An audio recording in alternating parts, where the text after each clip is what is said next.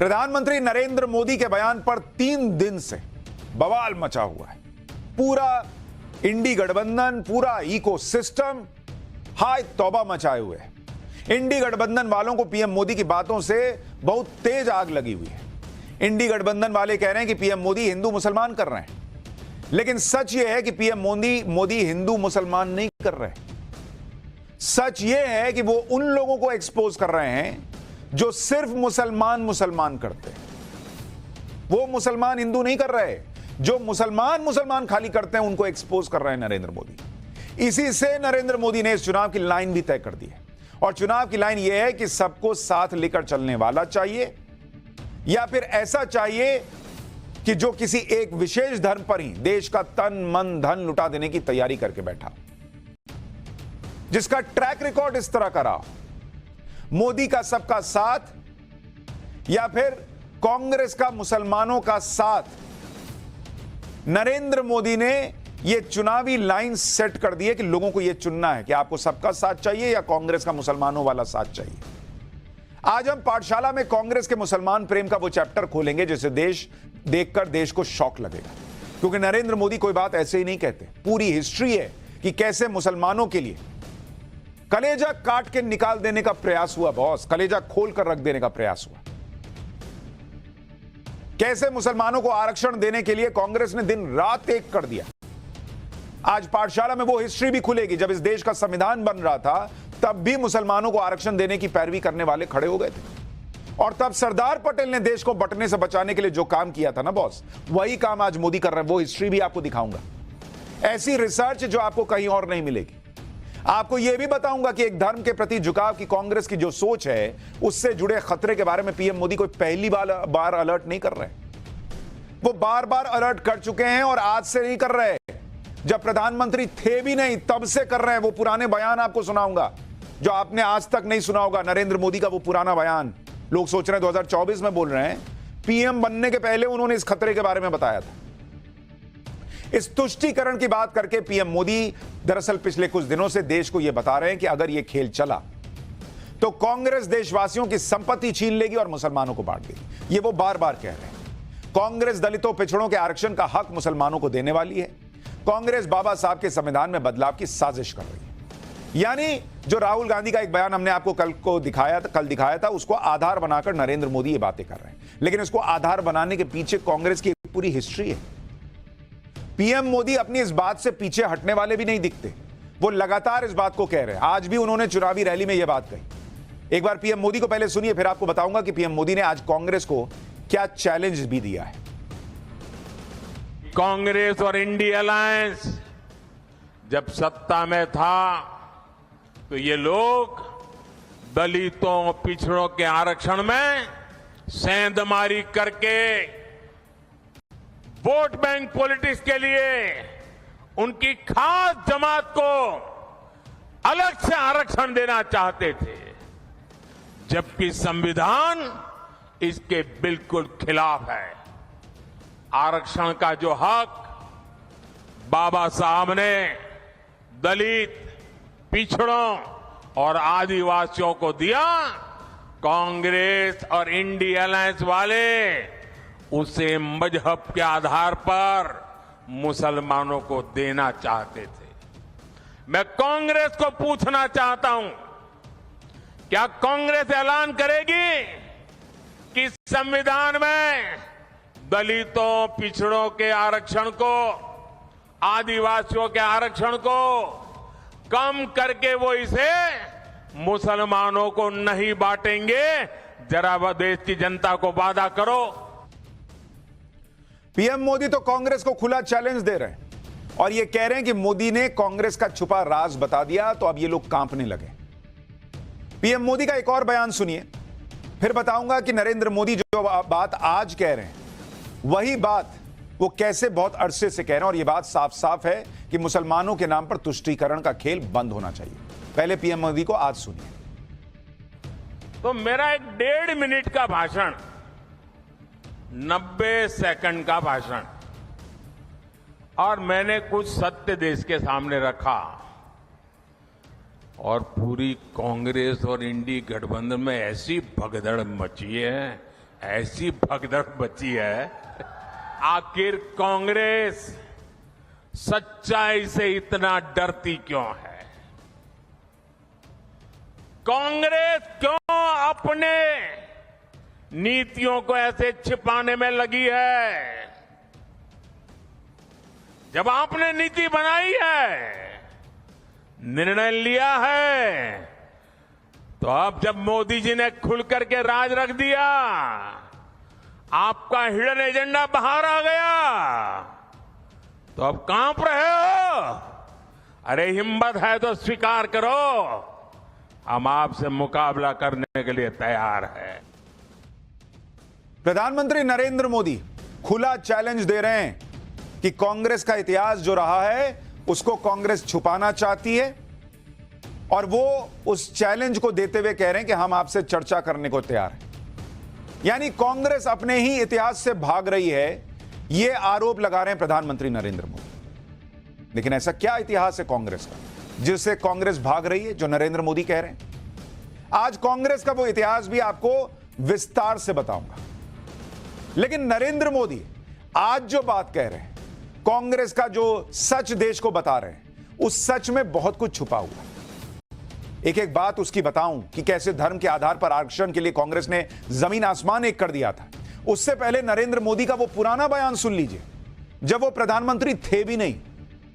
उस वक्त भी उन्होंने यही कहा था कि सबका साथ चाहिए, या फिर ऐसे लोग चाहिए जो सबका साथ नहीं बल्कि सिर्फ विशेष धर्म का साथ और विकास चाहते हैं। नरेंद्र मोदी का यह पुराना बयान 2012 का हम आपके लिए निकाल कर लाए। सुनिए इस 2012 के बयान को। तब वो पीएम थे भी नहीं, तब भी उनकी सोच यही थी कि खाली मुसलमान नहीं होगा इस देश में, हिंदू, मुसलमान, सिख, ईसाई सब होगा, सबका विकास होगा, सबका साथ होगा। सुनिए 2012 में प्रधानमंत्री मोदी ने, तब के नरेंद्र मोदी ने क्या कहा था। આપણે માટે દેશ સર્વોપરી છે। આપણે કયો રસ્તો લીધો? સૌનો સાથ, સૌનો વિકાસ। એમનો રસ્તો ભાગલા પાડો રાજ કરો, આપણો રસ્તો સૌનો સાથ, સૌનો વિકાસ। કા દેશમાં ક્યારે ધર્મના આધારે અનામતની પ્રથાને પ્રવેશ ન આપવો, કે સંપ્રદાયના આધારે जो अनामत प्रथा से देश टुकड़ा टुकड़ा में वहंचाई जैसे। यानी 2012 में भी नरेंद्र मोदी वही बात कह रहे थे जो वो 2024 में कह रहे हैं कि बॉस एक धर्म की बात करना बंद कर दो। और नरेंद्र मोदी 12 साल बाद भी यही बात इसलिए कह रहे हैं क्योंकि कांग्रेस का इतिहास रहा है कि वो मुसलमानों के आरक्षण के लिए जी जान लगाए हुए थे। एक बार इस पर पीएम मोदी को सुनिए, फिर कांग्रेस के इसी मुस्लिम प्रेम का चैप्टर विस्तार से खुलेगा। आज 2004 में जैसे ही कांग्रेस की केंद्र में सरकार बनी, उसके सबसे पहले किए गए कामों में था, सबसे पहला काम था चुनाव जीतने के बाद आंध्र प्रदेश में एससी एसटी के रिजर्वेशन में से कमी करके मुसलमानों को रिजर्वेशन देने का प्रयास। ये एक पायलट प्रोजेक्ट था जिसे कांग्रेस पूरे देश में आजमाना चाहती थी। 2004 से 2010 के बीच कांग्रेस ने 4 बार आंध्र प्रदेश में मुस्लिम रिजर्वेशन लागू करने की कोशिश की, लेकिन कानूनी अड़चनों की वजह से सुप्रीम कोर्ट की जागरूकता के कारण वो अपने मंसूबा जो लेके चले थे वो पूरे नहीं कर पाए।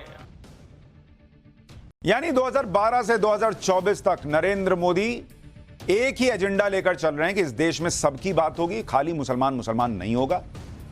और वो कह रहे हैं कांग्रेस इस एजेंडे को छोड़ नहीं पाई, वो सिर्फ मुसलमान करके ही आगे बढ़ती रही। जब पीएम मोदी ये बात कह रहे हैं तो सबके सामने ये राज भी खुलना चाहिए कि कैसे मुसलमानों के आरक्षण के लिए कांग्रेस ने जी जान लगा दिया था। 2004 से 2014 तक, जब तक केंद्र में कांग्रेस की सरकार थी, उस वक्त में मुसलमानों को आरक्षण के लिए कांग्रेस ने जमीन आसमान एक कर दिया। बॉस, मुस्लिम आरक्षण के लिए कांग्रेस ने केंद्र से लेकर राज्य सरकार तक, हाई कोर्ट से लेकर सुप्रीम कोर्ट तक हर जगह दौड़ लगा दी।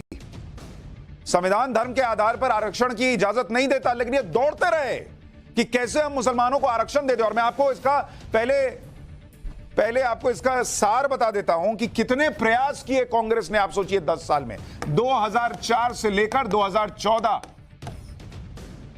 कांग्रेस सरकार, अगर आप राज्य और प्लस केंद्र, जहां जहां इनकी राज्य में सरकार थी और केंद्र सरकार यूपीए की, उसको अगर आप मिला दीजिए, मुस्लिम आरक्षण मिल सके मुस्लिम समाज को, मुस्लिम आरक्षण, इसके लिए 5 बार इन्होंने 10 साल में प्रयास किया। 5 बार। कभी बोले कि हम 5% आरक्षण दे देंगे मुसलमानों को, जबकि धर्म के आधार पर नहीं दे सकते, लेकिन बोले हम दे देंगे। कभी बोले हम 4.5% दे देंगे भैया, कभी फिर बोले कि नहीं हम 4% दे देंगे बॉस। और अगर हाई कोर्ट ना होता और सुप्रीम कोर्ट ना होता तो मुस्लिम आरक्षण भैया देश में चल गया होता। वो तो सुप्रीम कोर्ट और हाई कोर्ट से झटका लगा तो मुस्लिम आरक्षण नहीं हो पाया। लेकिन 5 बार, सोचिए 10 साल की सरकार में 5 बार कांग्रेस ने प्रयास किया। कांग्रेस ये अच्छी तरह जानती थी कि धर्म के नाम पर यह आरक्षण देना एक मुश्किल काम है, इसकी इजाजत नहीं है संविधान में। इसलिए उसने पहले राज्य स्तर पर पायलट प्रोजेक्ट की तरह इसका इस्तेमाल किया। इस पायलट प्रोजेक्ट के लिए आंध्र प्रदेश को चुना गया। साल 2004 में केंद्र में कांग्रेस की सरकार बनी थी और आंध्र प्रदेश में भी कांग्रेस की सरकार बनी। मई 2004 में आंध्र प्रदेश में सरकार बनने के 2 महीने के अंदर मुसलमानों को आरक्षण देने का फैसला हो गया।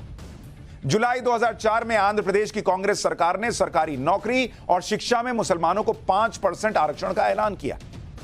यानी कांग्रेस के एजेंडे पर टॉप प्रायोरिटी में मुस्लिम आरक्षण था। और यही बात आज नरेंद्र मोदी कह रहे थे कि सरकार बनी और इनको सबसे पहले मुसलमानों को आरक्षण देना था। लेकिन सितंबर 2004 में आंध्र प्रदेश हाईकोर्ट ने कांग्रेस सरकार के आदेश को रद्द कर दिया, यानी हाईकोर्ट की वजह से फैसला रुका। इसके बाद मुसलमानों को आरक्षण देने का दूसरा तरीका निकाला गया। नवंबर 2004 में आंध्र प्रदेश सरकार ने न्यायाधीश डॉक्टर सुब्रमण्यम की अध्यक्षता में पिछड़ा वर्ग आयोग का गठन कर दिया। मतलब इस रास्ते से नहीं हुआ तो दूसरा रास्ता निकाले, इतनी तड़प थी अंदर मुसलमानों को आरक्षण देने की। जून 2005 में सुब्रमण्यम कमीशन ने अपनी रिपोर्ट में मुसलमानों को 5% आरक्षण की सिफारिश की और बिजली की रफ्तार से काम करते हुए जून 2005 में ही आंध्र प्रदेश सरकार ने मुसलमानों को नौकरी और शिक्षण संस्थाओं में 5% आरक्षण देने के लिए अध्यादेश जारी कर दिया। अक्टूबर 2005 में आंध्र प्रदेश सरकार इस अध्यादेश को कानून बनाने के लिए विधानसभा में बिल तक लेकर आ गई। लेकिन नवंबर 2005 में आंध्र प्रदेश हाईकोर्ट की 5 जजेस की बेंच ने कहा कि मुसलमानों को आरक्षण असंवैधानिक है, यानी संविधान के खिलाफ है। और जो लोग आज कहते हैं देश का संविधान खतरे में है, वो लोग असंवैधानिक काम करके मुसलमानों को आरक्षण दे रहे थे और आज कहते हैं कि वो संविधान बचाने की लड़ाई लड़ रहे हैं। यही बात नरेंद्र मोदी याद दिला रहे हैं। लेकिन ऐसा लग रहा था कि आंध्र प्रदेश की कांग्रेस सरकार मुसलमानों को आरक्षण देने के लिए तड़प रही थी और इसलिए हाईकोर्ट के 5 जजों की बेंच के फैसले के खिलाफ तत्कालीन कांग्रेस सरकार ने सुप्रीम कोर्ट का रुख कर लिया। रुके नहीं बॉस, दौड़े दौड़े सुप्रीम कोर्ट गए। जनवरी 2006 को सुप्रीम कोर्ट ने हाईकोर्ट के आदेश पर सीमित अंतरिम रोक लगा दी। जिन लोगों को आरक्षण से नौकरी मिली उन्हें हटाया नहीं, लेकिन आगे नौकरी पर रोक लगा दी कि अब इसके आगे मत देना, लेकिन जिसको दिए हो अभी हटा नहीं रहे, तो अंतरिम रोक लगी। अप्रैल 2007 में सुप्रीम कोर्ट और आंध्र प्रदेश हाईकोर्ट ने माना कि जिन सिफारिशों के आधार पर मुसलमानों को आरक्षण दिया गया वो सिफारिशें लॉजिकल भी नहीं थी, उनका जमीनी हकीकत से कोई कनेक्शन तक नहीं था। आप सोचिए, मुसलमानों को आरक्षण देने के नाम पर जमीनी हकीकत को भी जमीन के नीचे दफनाकर सब कुछ किया गया। बार बार कोर्ट से झटका लगने के बाद भी आंध्र प्रदेश सरकार मुसलमानों को आरक्षण देने पर अड़ी रही। आंध्र प्रदेश सरकार ने मामले को फिर से पिछड़ा वर्ग आयोग को भेजा।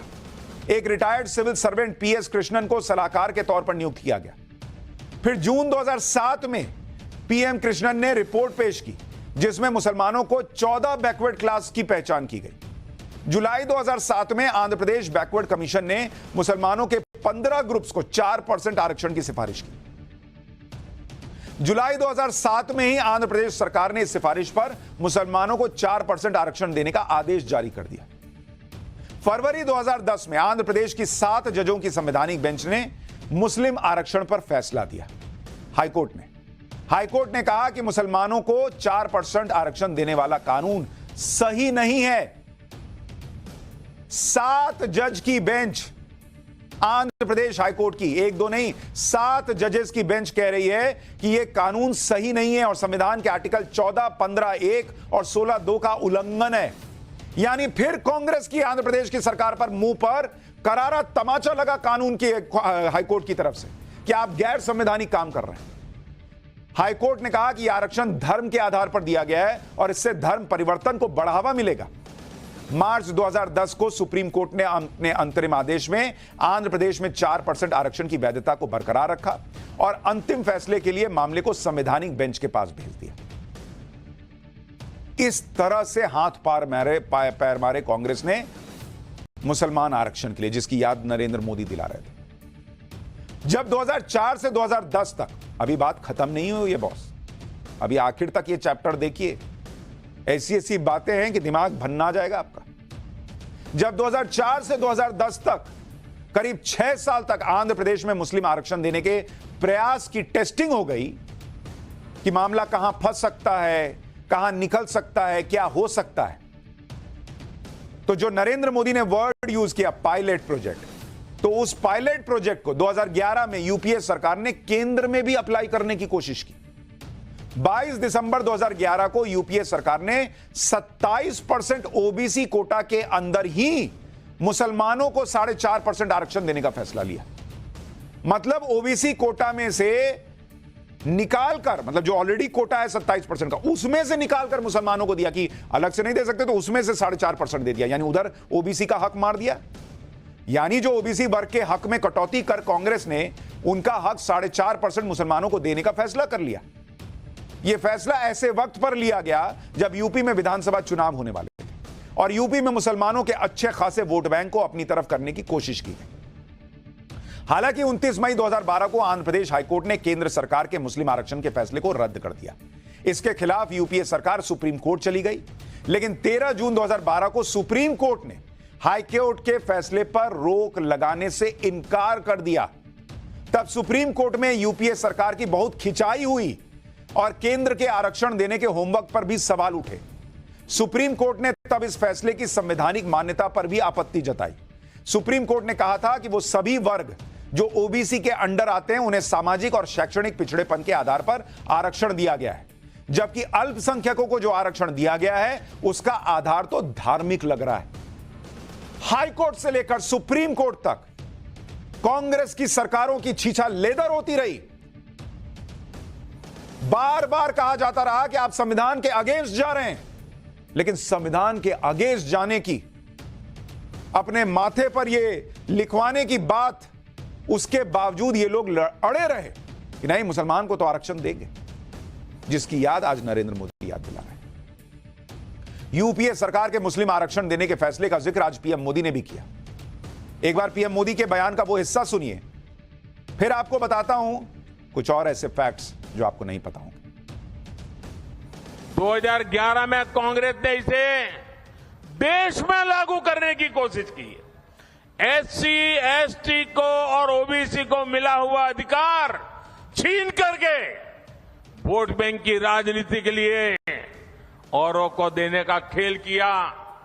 कांग्रेस ने इतने प्रयास ये जानते बूझते किए कि ये सब संविधान की मूल भावना के खिलाफ था, लेकिन कांग्रेस ने संविधान की परवाह नहीं की, बाबा साहब आंबेडकर की परवाह नहीं की। जब कर्नाटका की काम किया, उन्होंने जो एससी, एसटी से छीन करके मुस्लिम कोटा निकाला था, उसको हमने खत्म कर दिया। और जिनका कांग्रेस के मुस्लिम प्रेम की जो कहानी सुनाई, उससे देखकर तो कोई भी ये बता सकता है कि कांग्रेस का झुकाव किस तरफ है।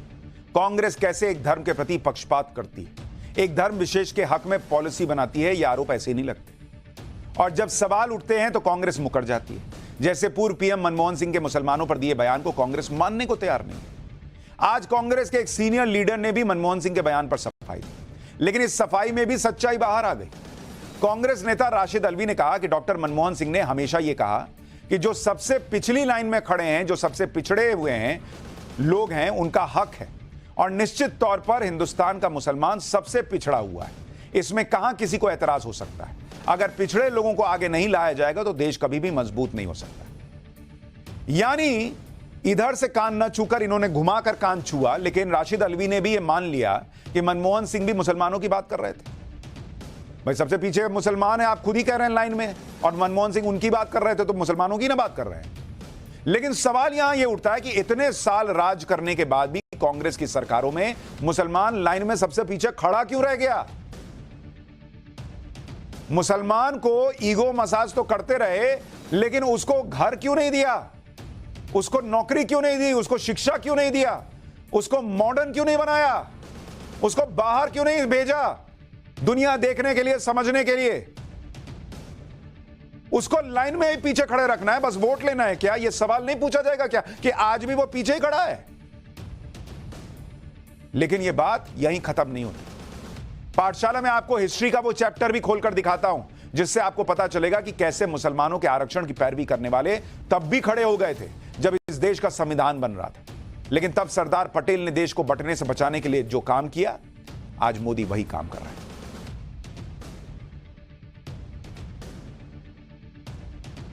मुसलमानों को आरक्षण देने की मांग देश को आजादी मिलने के बाद भी शुरू हो गई थी। संविधान सभा में भी मुसलमानों को आरक्षण का मुद्दा उठा था। संविधान सभा में मुस्लिम लीग ने नौकरी और विधानसभा में मुसलमानों के लिए आरक्षण मांगा था। धर्म के आधार पर आरक्षण की मांग पर सरदार पटेल ने तगड़ी नाराजगी जताई थी। जैसे आज नरेंद्र मोदी कह रहे हैं कि धर्म के आधार पर चीजें नहीं चलेंगी, वही सरदार पटेल कह रहे थे। सरदार पटेल ने 28 अगस्त 1947 को संविधान सभा में कह दिया था कि अभी अभी देश का बंटवारा हुआ है और आप कह रहे हैं कि मुसलमानों को आरक्षण दिया जाए जिससे फिर से बंटवारा हो। सरदार पटेल ने कहा कि सहानुभूति और प्यार जताने के इस तरीके को समझ नहीं पा रहे हैं।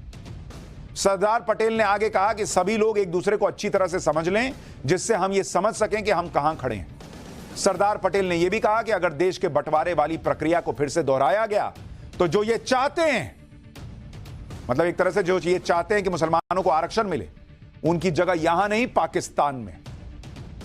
सरदार पटेल ने सीधा कह दिया बॉस कि फिर बांटिएगा क्या आरक्षण के नाम पर।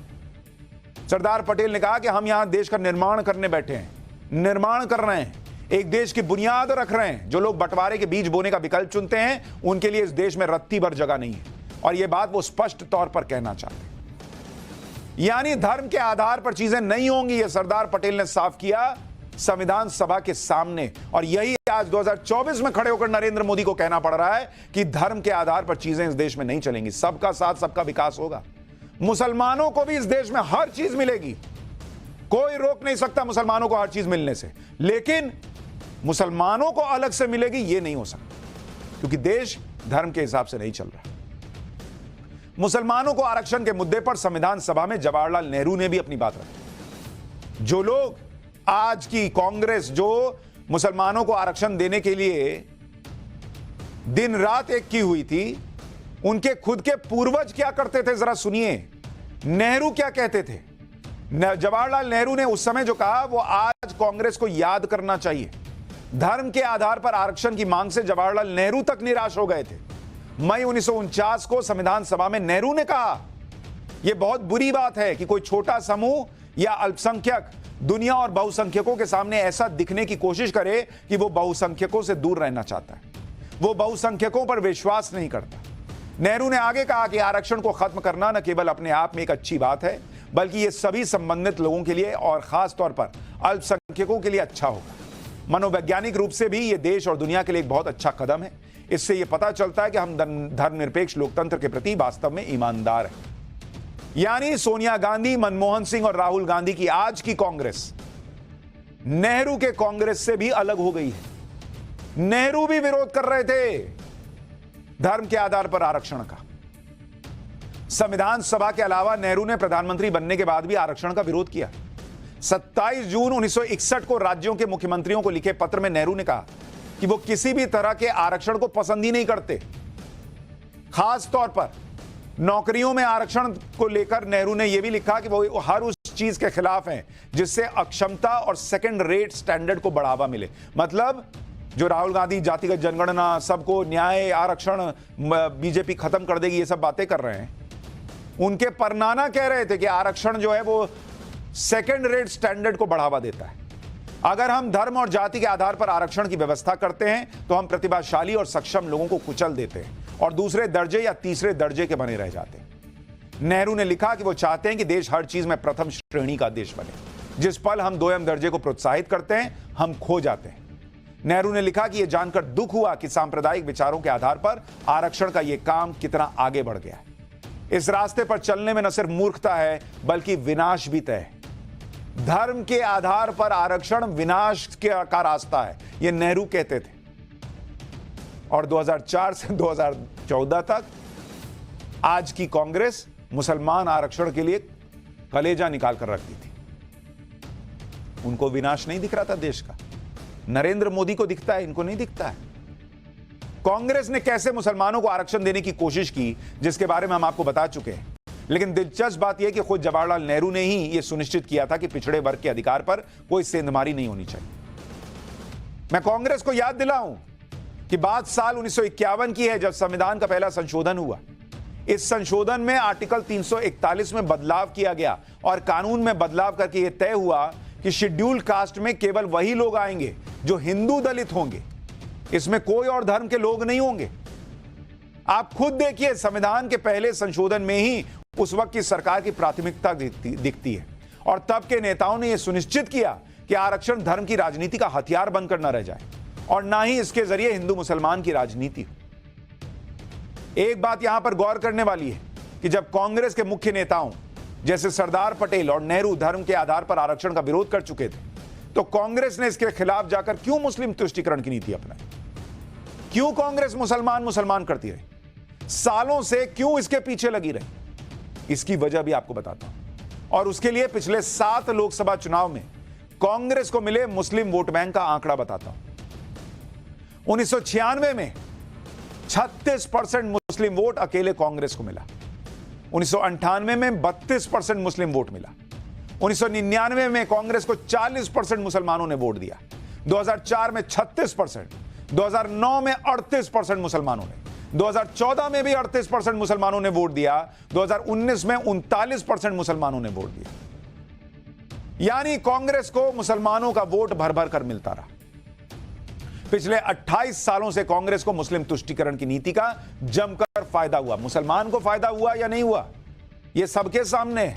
सच्चर कमेटी की रिपोर्ट तक कह चुकी है कि मुसलमानों का कोई फायदा नहीं हुआ, लेकिन कांग्रेस का फायदा जरूर हुआ वोट ले लेकर। इसलिए आज भी कांग्रेस मुस्लिम वोट बैंक का मोह छोड़ नहीं पा रही और उसी नीति पर आगे बढ़ रही है जिसको नरेंद्र मोदी एक्सपोज कर रहा है। कांग्रेस सालों तक यह मानती रही कि उसकी तुष्टीकरण की नीतियों की वजह से मुसलमानों का बड़ा वोट उसे मिलता है, लेकिन इसी बीच कांग्रेस ने एक ऐसा पॉलिटिकल ब्लंडर भी किया जिसका खामियाजा कांग्रेस आज तक भुगत रही है और उसे सुधारने की कोशिश तक नहीं करती। 1985 में शाहबानो केस में सुप्रीम कोर्ट ने शाहबानो के हक में फैसला दिया और पति को हर महीने शाहबानो को गुजारे भत्ते का पैसा देने का आदेश दिया।